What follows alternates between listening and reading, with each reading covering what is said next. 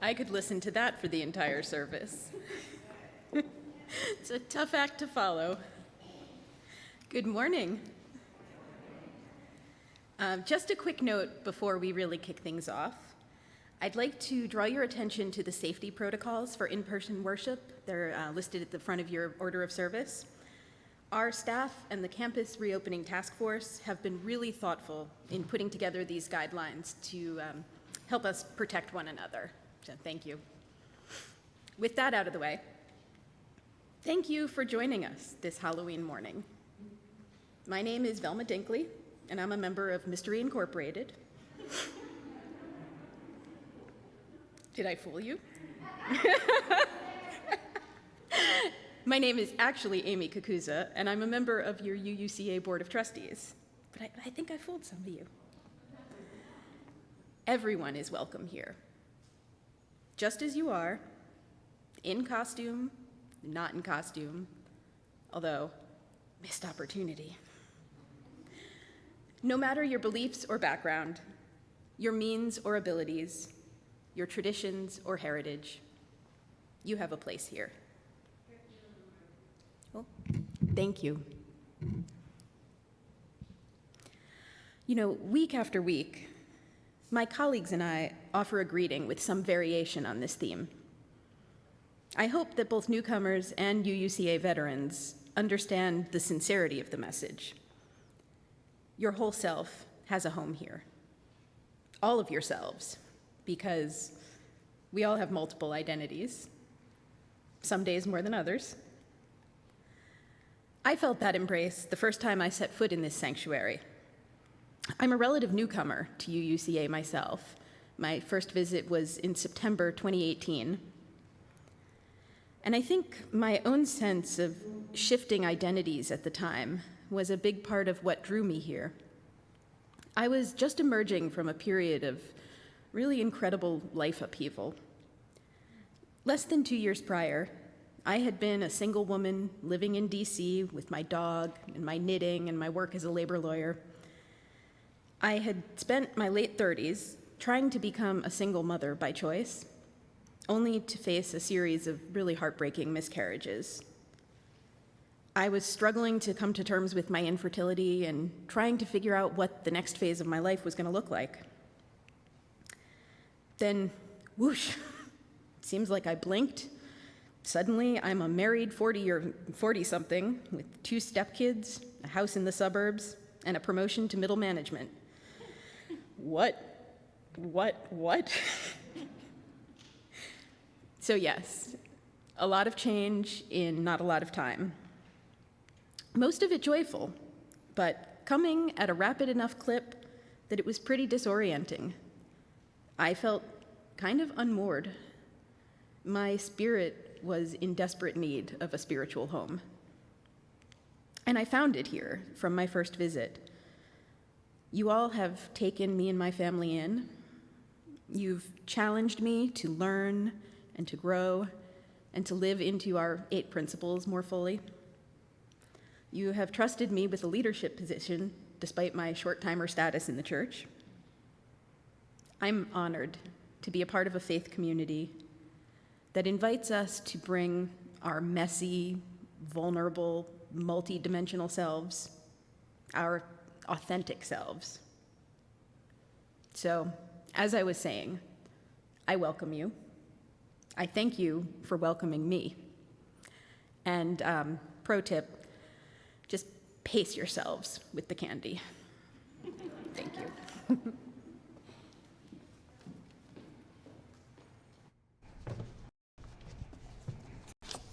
I will not pace myself with candy. I appreciate the sentiments, but I will be eating candy all week long. Come in. Bring your blessings and burdens, your joys and sorrows, your laughter and tears, and come in. Come, you who find yourself on a journey of surprise and wonder.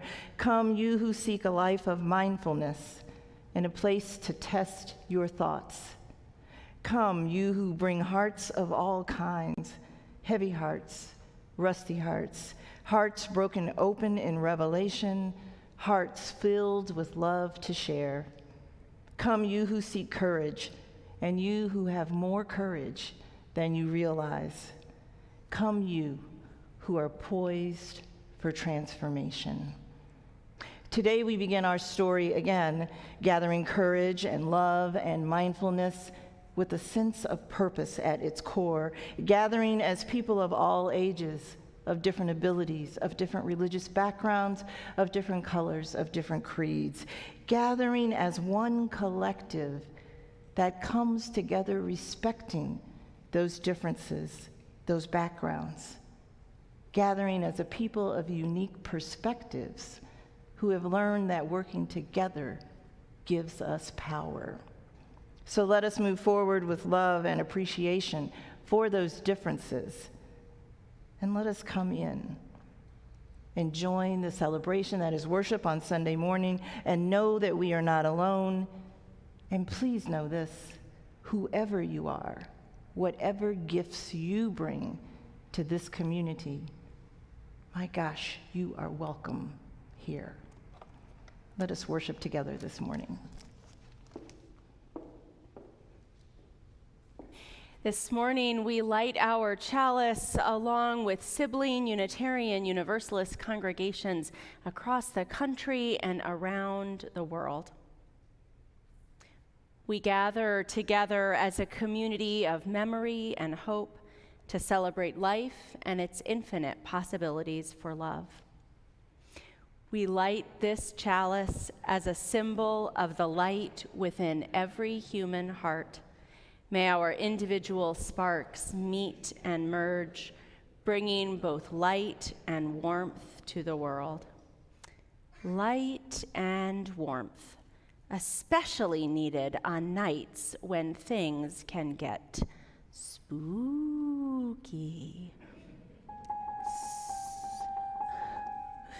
Sophia, is there a Unitarian Universalist hymn that we might be able to hear this morning if tonight is especially spooky?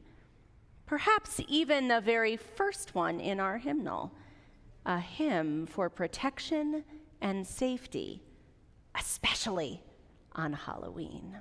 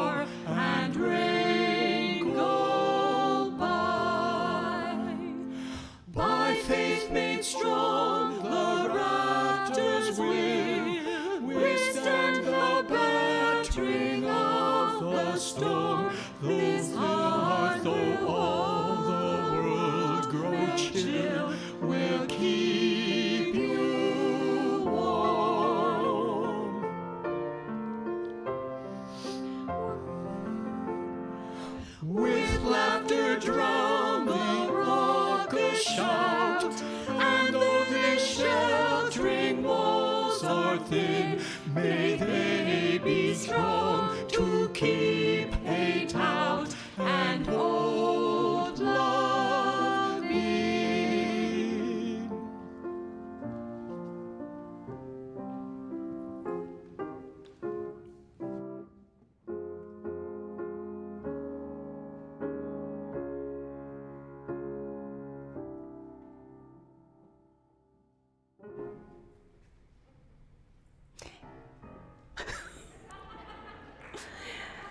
May nothing evil cross this door, a Unitarian Universalist mantra for Halloween. You may notice that some of us look a little different this morning. You may notice that some of you look a little different this morning. Happy Halloween, UUCA. Thank you. This Sunday, we are exploring the idea of identity, what it means to play with identity, to pretend and dress up and take on identities we've never tried before, what it means to navigate the world when your identity doesn't seem to always fit, what it means to hold many identities, many parts of ourselves. I hope we will have a little fun, maybe a few surprises. I know we'll hear some great music, and maybe, just maybe, all of this pretending will help us consider who we really are.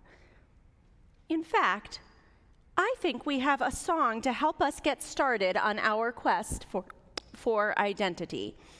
Enter the prince and his trusty knight.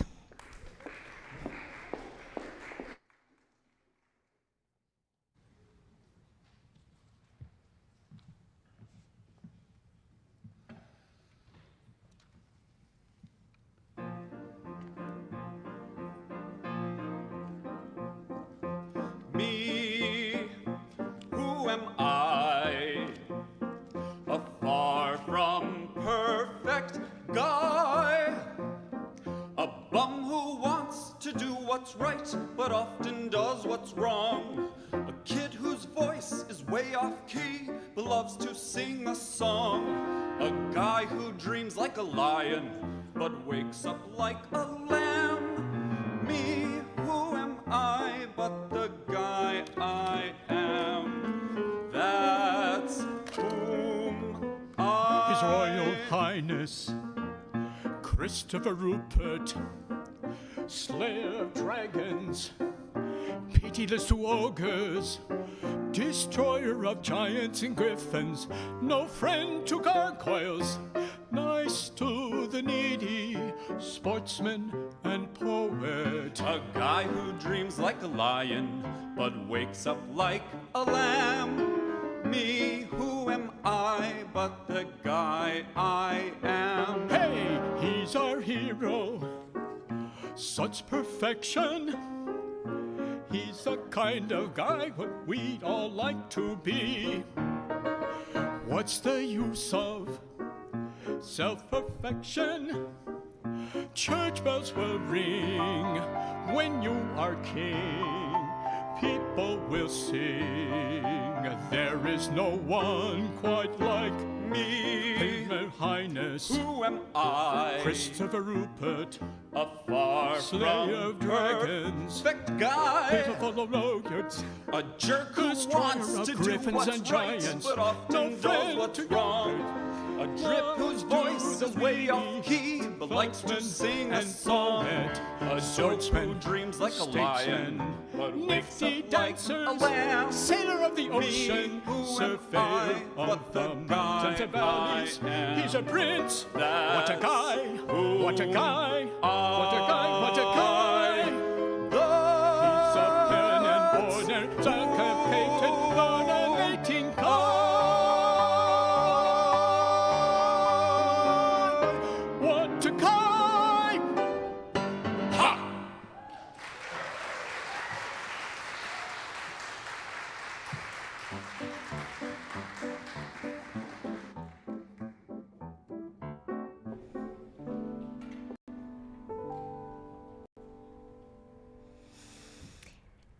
As perhaps you have already guessed, I love Halloween.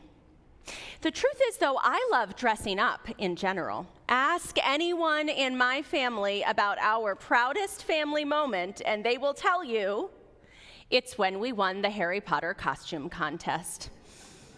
In fact, I had some stints in college as a costume designer, so I have a lot of fun when I get to help design my children's costumes, or perhaps my own. But I never understood the idea of dressing up as something scary, something spooky. I always wanted to be the butterfly, or the superhero, the queen, the prince. That was actually a favorite of mine as a child. The Good Witch. Elizabeth Blackwell, the first woman doctor. Surprisingly, not really great recognizability on door-to-door trick-or-treating. But still, becoming something beautiful, something noble. Dressing up as a way to express my hopes for myself, what I wished I could be. Who would want to be a zombie or a monster? But you know, as I have gotten older, I have realized it can be fun to acknowledge that all of us have, let's say, a shadow side. All of us certainly have parts of ourselves that we know are there, but that we try to suppress a little bit. Maybe it's our inside voice that we try not to say out loud. Or perhaps it is the competitive side that we really work hard not to let out unless we're playing board games, and then not if children are present. Obviously, I'm speaking about a friend. We all have parts of ourselves that we know are not our very best. And although most of the year it is good to strive to be our very best selves, sometimes it can be good to change hats. And perhaps in the hat changing, we find that we are changed even more entirely.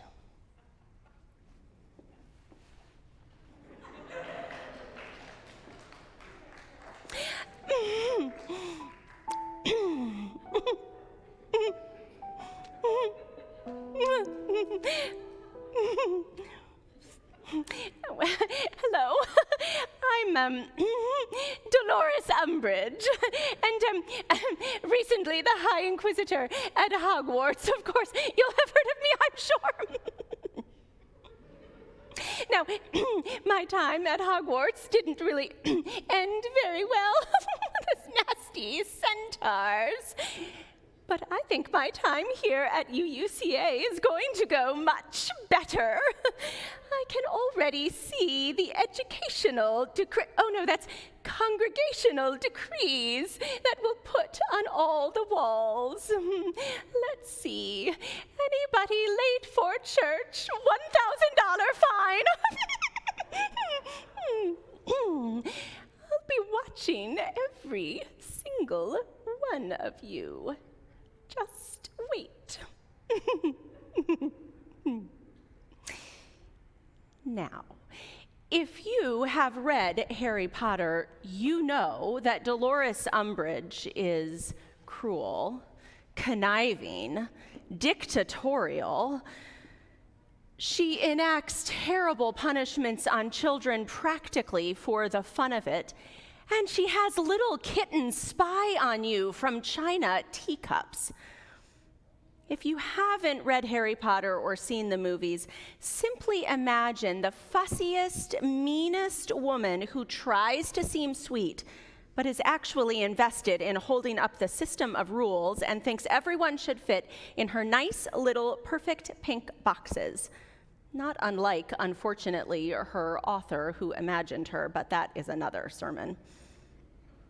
I certainly hope I am not like Dolores Umbridge, but it can be fun to try on an identity different than my own. And I already owned all of these clothes and share a birthday with the fictional character, so who knows? Exploring the chance to inhabit a different identity, even a spooky one or a mean one, to be the anti-hero once in a while, can be just the outlet we need to return to our everyday life of no decrees and fully inclusive process. Or maybe we could even imagine a new ending for our anti-hero, an epiphany of morality, a coming over to the good side. The Joker saves Gotham. Dracula becomes a vegetarian. Dolores Umbridge comes to her senses, appoints Hermione headmistress of Hogwarts, we all knew it was going to happen, declares the wizarding world an inclusive place for all, and sets the kittens free to play at tea time. Costumes, cosplay, pretend, they let us play. Or they let us be more fully a little part of who we are. We do that with our regular clothes, too. Heels aren't really about the extra inch of height for me. Really, how much good do they do? They're about the click, click, click that makes me feel purposeful when I walk around. Even liturgical vestments like robes or stoles tell a part of my identity, not the whole thing, but a part of it. RuPaul of RuPaul's Drag Race says, drag is dangerous. Drag is not politically correct. I know people say, oh, you mainstreamed it. Drag will never be mainstream. The deeper level of drag, says RuPaul, the deeper level of drag is all about you're born naked and the rest is drag. RuPaul is getting to the idea that in some ways, all of the clothes we put on are a kind of a costume, picking and choosing how to be seen in the world.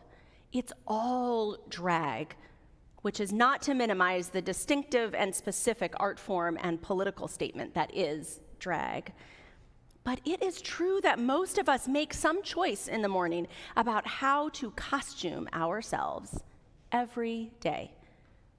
And every once in a while, to let out our silliest or spookiest, most anti-self selves. Halloween for me is about everything going a little upside down, about vampires and ghosts being celebrated, about everyone who wants to be a princess being a princess, about letting our imaginations run wild. And just remember, the kittens will be watching you.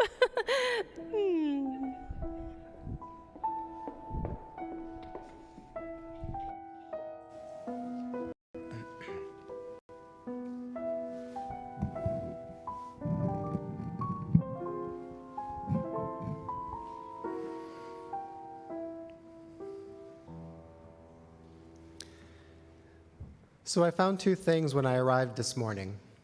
First, some wonderful person had put out these little critters. If you can't see it, it's a little rubber mouse. And so I adopted it as a familiar to accompany me today.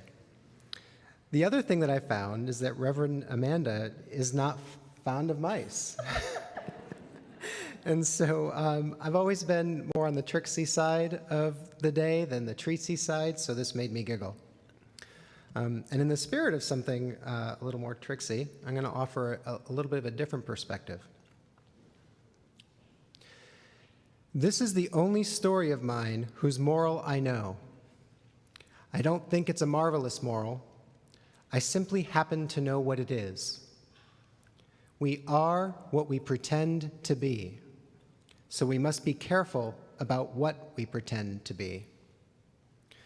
That's Kurt Vonnegut from his introduction to Mother Night. And I want to repeat that last sentence. We are what we pretend to be. So we must be careful about what we pretend to be. I'm guessing that many of us who grew up in the US celebrated Halloween when October 31st arrived each year. Or if we didn't celebrate Halloween, we may have spent some time adjacent to it, exploring possible pagan connections, or resisting Halloween precisely for those supposed pagan connections. When I was younger, I celebrated Halloween up until I graduated from college. I loved the season of it. I loved the growing darkness and the invitation to obscure myself in a performance of my own imagination. As I aged and my experience of the world broadened, I was able to refine what it was that actually drew me to the Halloween season. It wasn't so much the opportunity to wear a costume. I realized that I didn't actually enjoy that part of it, at least not as a social or commercial compulsion. What I did enjoy was the change of season and a corresponding witnessing of the ways that I, myself, had changed. I began to cherish my relationship with nature's cycles, the ways in which nature donned a costume each season, and how those costumes, layer upon layer, subsequently became nature itself. In a similar way, I felt as if my own skin had absorbed the costumes that I'd chosen over the years. I chose costumes that told a story about my lived experience. And I realized that those stories had already become my body in the sense that my body possessed the totality of myself. That was the first reason I stopped wearing costumes on Halloween Day. The natural rhythm of the year and my reflection upon my own changes superseded my desire to perform myself for others. In addition to that, a growing social dysphoria made it feel like everyone was always in costume. For me, social dysphoria is the tension between how I understand myself, how I understand the world around me, and then my actual experience of living in a world with other people in it, each of whom had their own description of their own lived experience, and their descriptions often didn't align with my own. It wasn't that I didn't see the fun in costuming, it was that costuming felt redundant.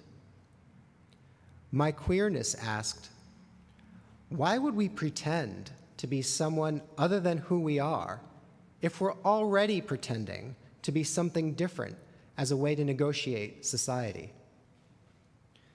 This experience might sound familiar to you, depending on how your own stories and identities interact with the world around us.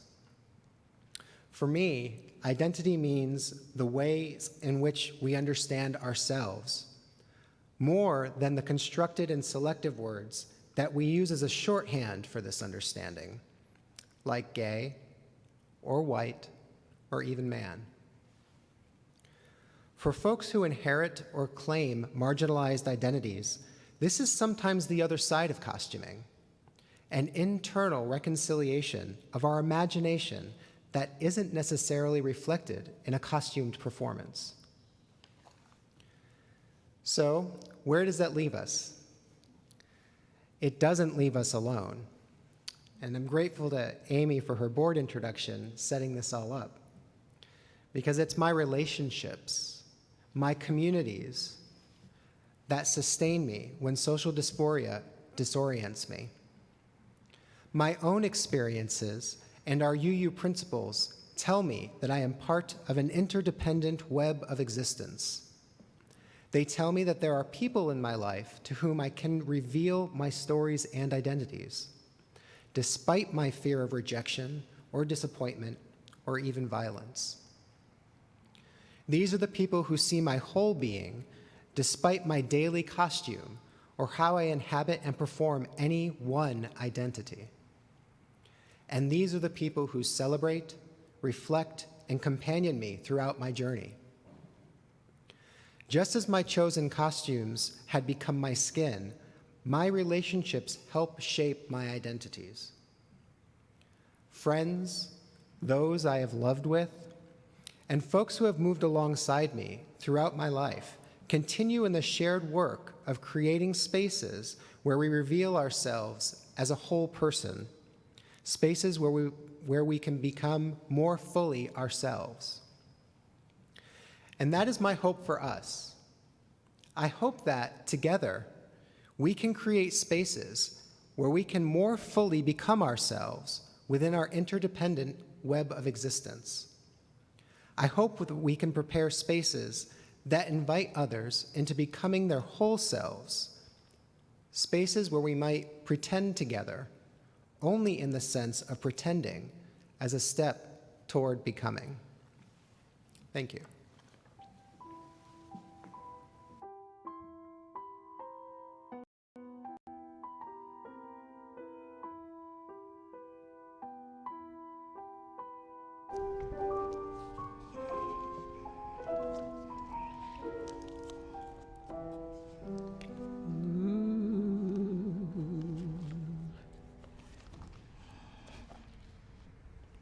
In August and September, I attended several collegial gatherings.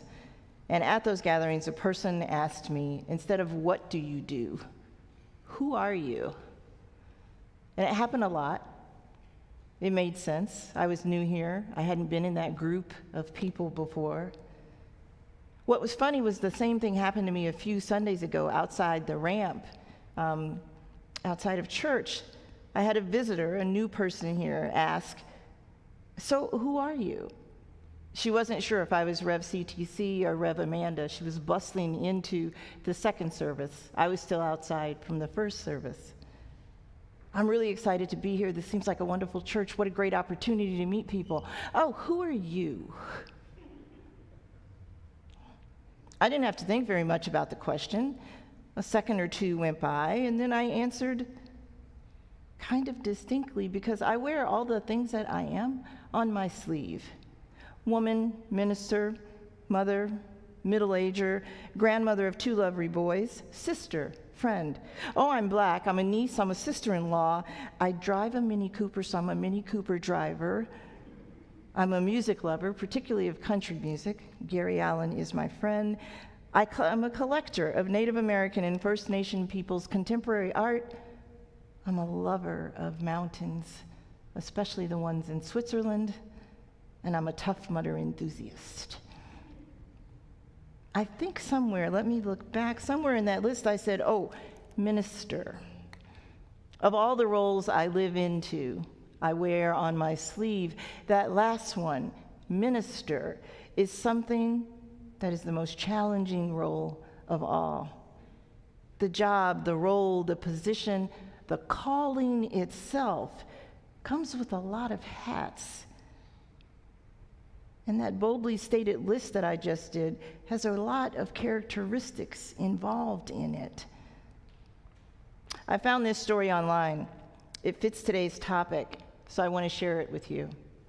There was a Protestant congregation who had a search committee. They were looking for a new senior pastor. They boldly stated in their job posting a long list of required characteristics. "We want a minister who is well organized, dynamic, and youthful in outlook. One who's not afraid of innovative ideas or risk-taking. One who takes strength from those around her.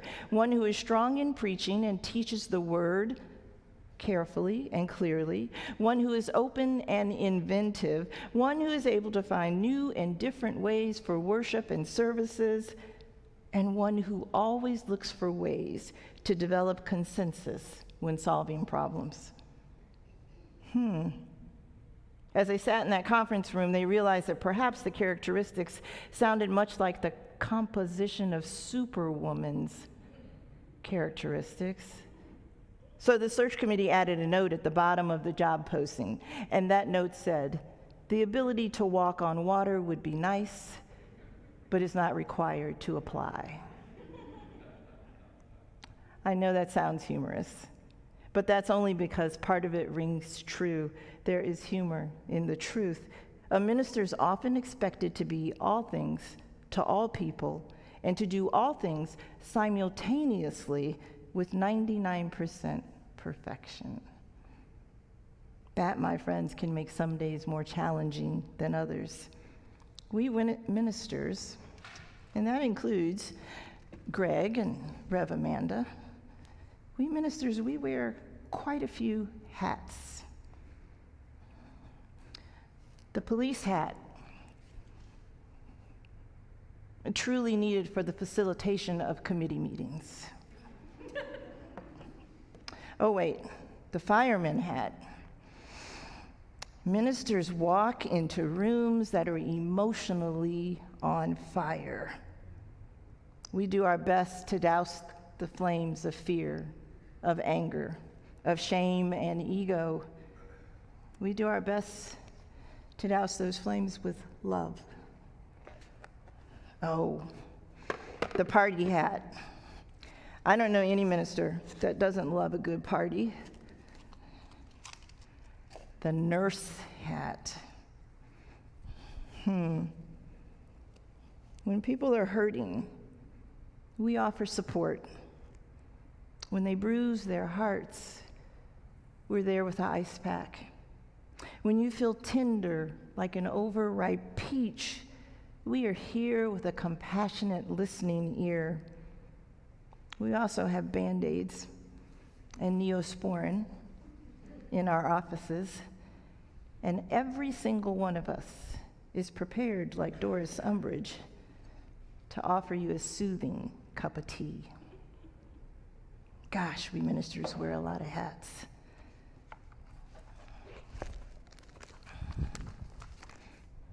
Now, don't misunderstand me. I'm not complaining. I love this work, and I love the fact that no 2 days are ever exactly the same. For example, here's some things that happened last week in the world of Reverend CTC. I worked on this sermon for Sunday. I met with a colleague to talk about social justice needs here in Arlington, the lack of affordable housing, and the systems that continue to accept the mistreatment of people of color are very, very real. I cheered on the SJMT, the Social Justice Ministry team, as they discussed the intersectionality of UUCA's social justice efforts. That's a lot of words to say. I had an amazing Zoom meeting with the SJMT where we talked about how we can take projects and bring them under the umbrella of doing good deeds. And I started work on a new social action project. 1 day, 100 coats, 1,000 pounds of food. It says here, insert shameless plug for project. So here goes. On November 13th, our youth are sponsoring a food and coat drive. Here's where your part comes in. Please drive by. You don't have to get out of your car, and drop off non-perishable food in containers, no glass, and drop off coats too. We're collecting men's, women's, and children's coats. There's a particular need for men's coats for folks who work outside in the wintertime. Back to the hats now. The variety of things included in the work of ministry keeps it interesting. The many hats we wear are engaging and fun. After 11 years of ministry, wearing only one hat at a time would be incredibly boring for me. Ministry in itself includes so many things that I feel enriched by it every day. Some of the things that I am drawn to and that me and Rev. Amanda and Greg do are provide sound and spirit-driven leadership. We do some long-term planning and goal setting. We embrace the ability to quickly see illogical and inefficient procedures and policies and then approach them with grace and compassion to make collaboration the center of our procedures and policies. We have a love of the written and the spoken word that goes beyond words. We have the ability to devour books in short periods of times, often in chunks, because then we go back and read the whole book all the way through. It's important that we have a sense of humor and that we find enormous beauty in the ordinary business and stuff of life. We stay well informed and well read because we have to expand the knowledge base of not only ourselves, but of the people that we serve. Sharing that knowledge with others is amazing. In short, and this is another list for you all, ministers have to be part Doris Umbridge, part Mother Teresa, part Harrison Ford, part Steve Martin, part Sigourney Weaver. Remember Sigourney in Aliens? We are part research librarian. There's a dash of Margaret Thatcher, a little bit of Gandhi, some Whoopi Goldberg on the side, Gilda Meir, and oh my darling, Cher. So many hats. Everyone different, everyone challenging, each one equally important, each one required to serve our people, our congregations, with joy, compassion, and grace. Each one of those things, each character, each trait, when combined, craft a beautiful, meaningful ministry, an experience that each one of you is an essential part of. Many, many hats. Doris and Cher.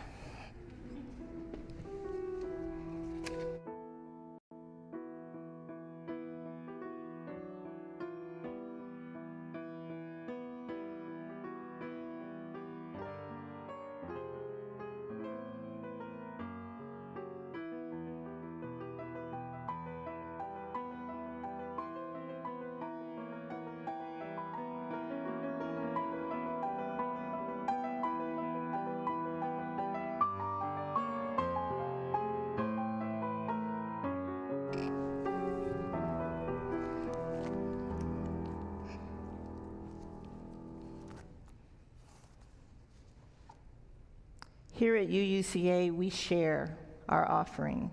We share the plate. Today, we're sharing our offering with UUs at the United Nations. 2 weeks ago, our service celebrated United Nations Sunday. UU's relationship to the UN is approximately 75 years old.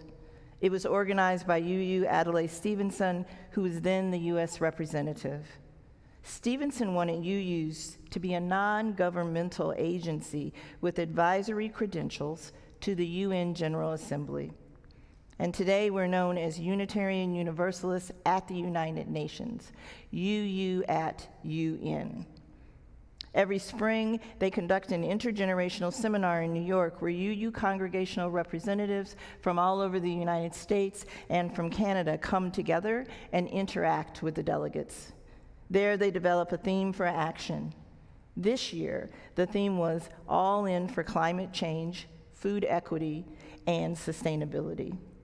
Delegates from that group are also working with the COP26 Conference on Climate Change, which is in Glasgow, Scotland this week. Our own UUCA members, Marietta Tanner and David Shilton, shared amazing information during that October 17th service. They discussed reducing our carbon footprint by carefully considering the foods we grow and the farming methods that we employ to grow them. Today's offering will support our continued work with the United Nations and will also help send delegates to the 2022 UU-UN Intergenerational Spring Seminar. Thank you for giving as generously as possible to support that effort. The ushers will now collect our offering.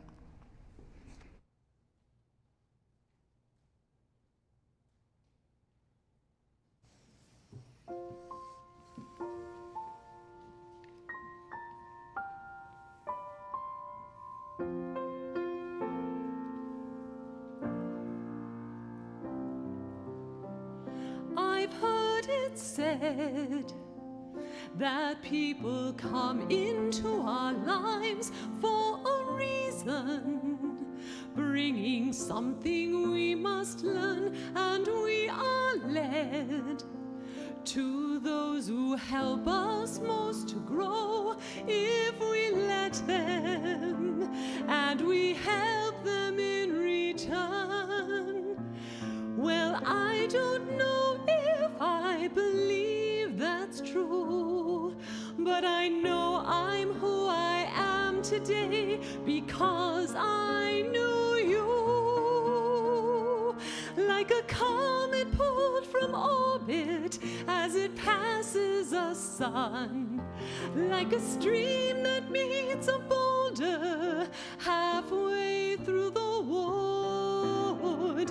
Who can say if I've been changed for the better? But because I knew you, I have been changed for good. It well may be that we will never meet again in this lifetime. So let me say before we part, so much of me is made from what I learned from you a handprint on my heart. And now, whatever way our story ends, just know you have rewritten mine by being my friend. Like a ship blown from its mooring by a wind off the sea, like a seed dropped by a skybird in a distant wood. Who can say if I've been changed for the better? But because I knew you, Because I knew you, I have been changed for good. And just to clear the air, I ask forgiveness for the things I've done you blame me for. but then I guess we know there's blame to share, and none of it seems to matter anymore. Like a comet pulled from orbit as it passes us By a on. wind of Like the a sea, stream that meets like a a seed dropped by a halfway bird in through the wood. Who can say if I've been changed for the better? I do believe I have been changed for the better. And because I knew you, because I knew you. because I knew you, I have been changed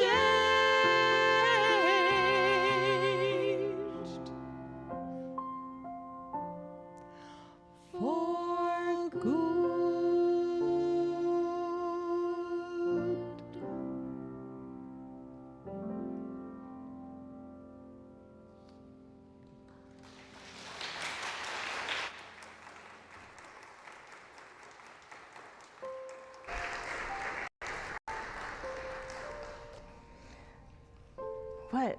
What a great duet, Lori and Kyla.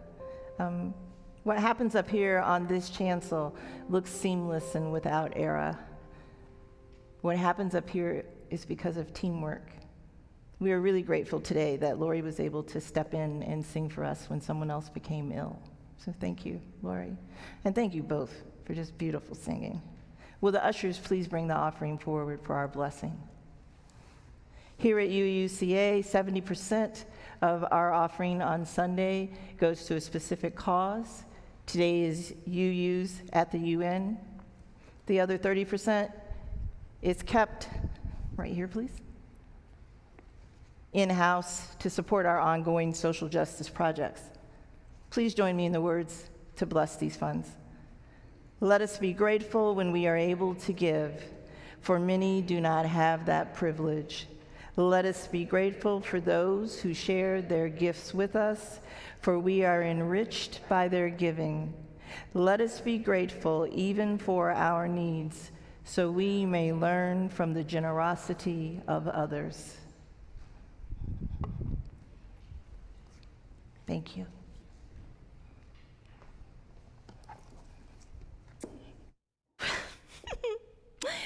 Such a wonderful Sunday.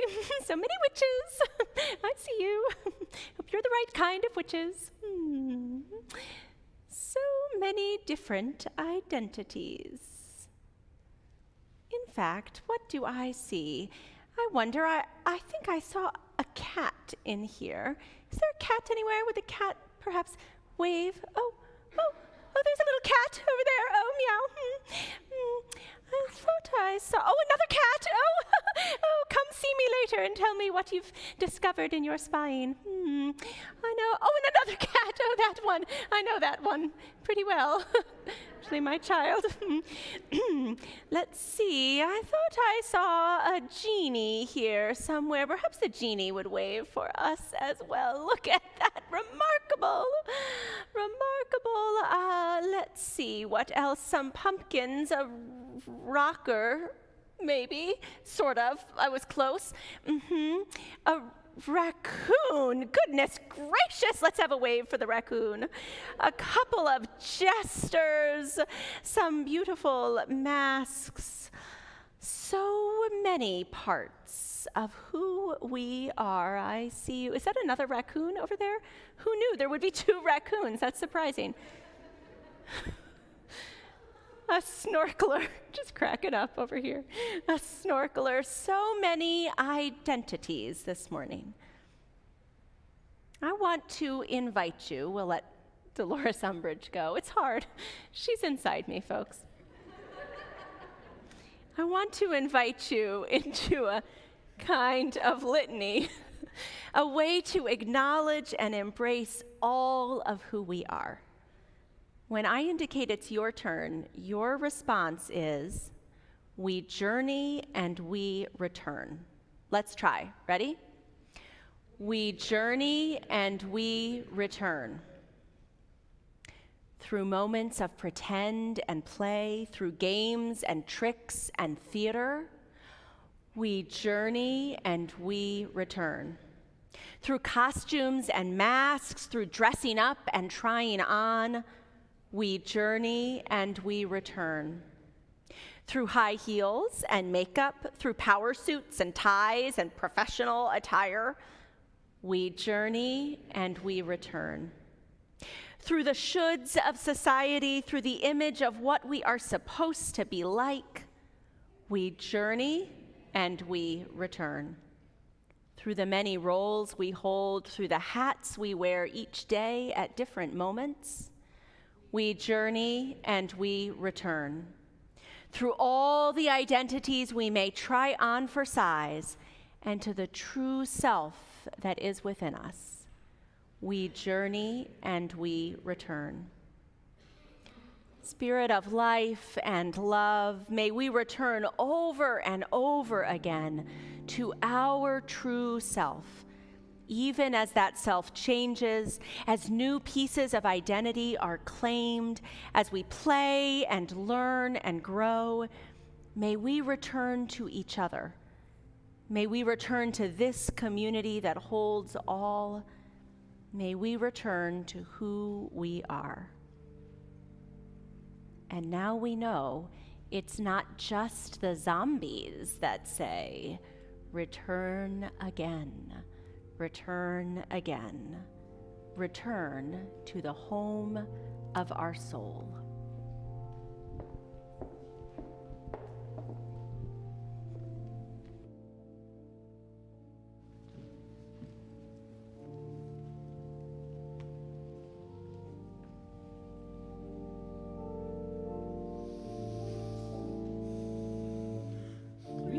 Return again, return again, return